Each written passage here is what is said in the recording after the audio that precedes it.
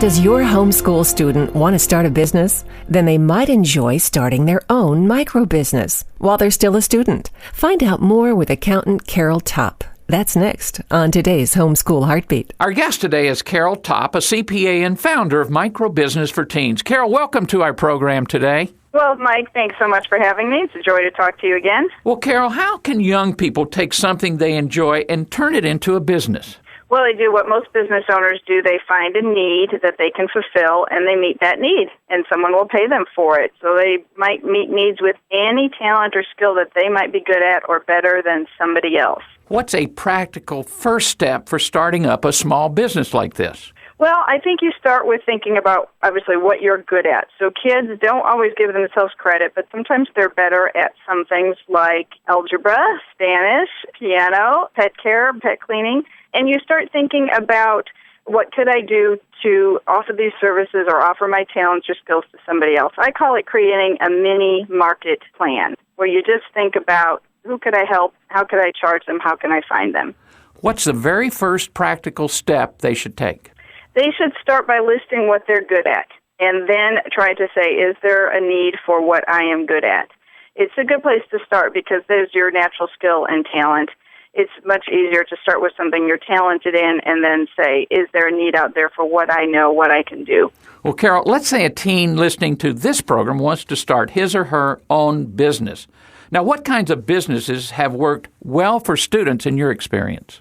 Well, I think teenagers typically think about selling a product. Girls typically like to sell jewelry or something like that. But I try and encourage them to think about a service that they can offer instead, because products have a lot of problems. They have shipping and inventory and sales tax, but services don't. So, the typical services that kids have always done, like babysitting and lawn care, are great. But there's a lot of other wonderful ideas like tutoring, teaching music lessons. I have a virtual assistant who helps me in my business, and he's only 17.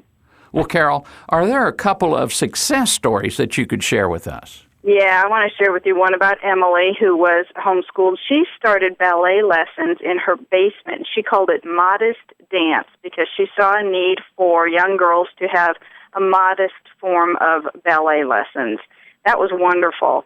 And she can be found on a video that was produced over at Microbusiness for Teens so people can see her in action. Carol, can you give our students some tips on how to keep their businesses organized?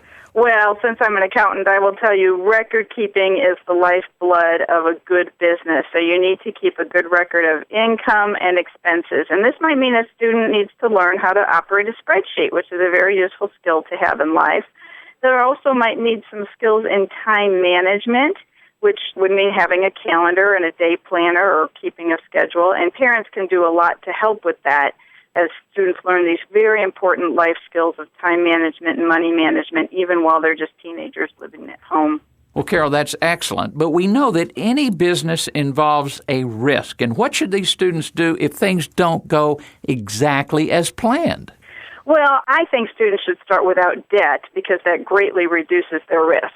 So that's the first thing. Plan well, try to start a business without any debt, and you're less likely to have any problems. But also, I think that you can learn from your failures. I used to tell my daughters, there's no failure, there's only feedback. Take those mistakes, take those failures, learn from them, and do something better the next time you start a business or the next time you have to serve a client.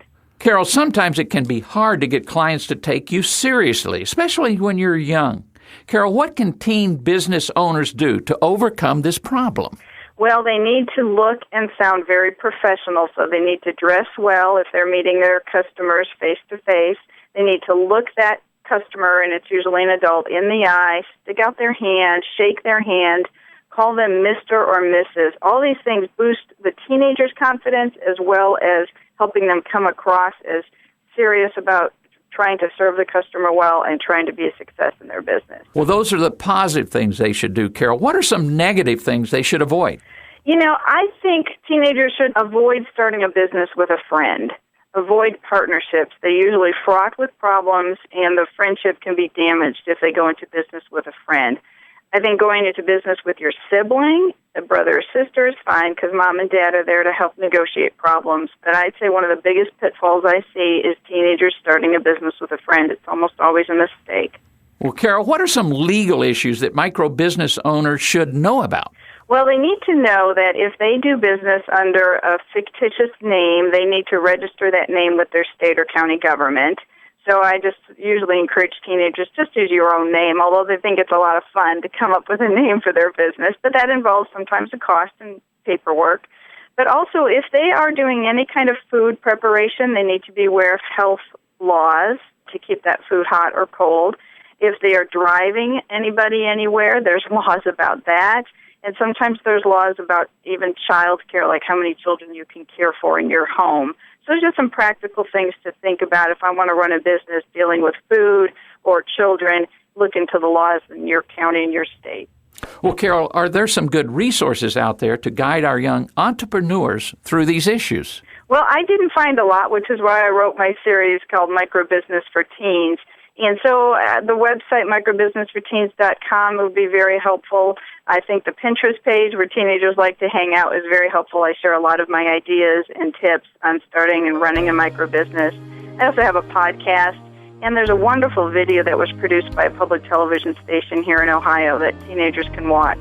They can find it on my website and on YouTube. Well, Carol, thanks for joining us this week and especially giving us all this helpful information. We really appreciate it. And until next time, I'm Mike Smith. We hope you appreciated Carol's ideas about micro-businesses today. You can learn more by visiting our website at homeschoolheartbeat.com. That's homeschoolheartbeat.com.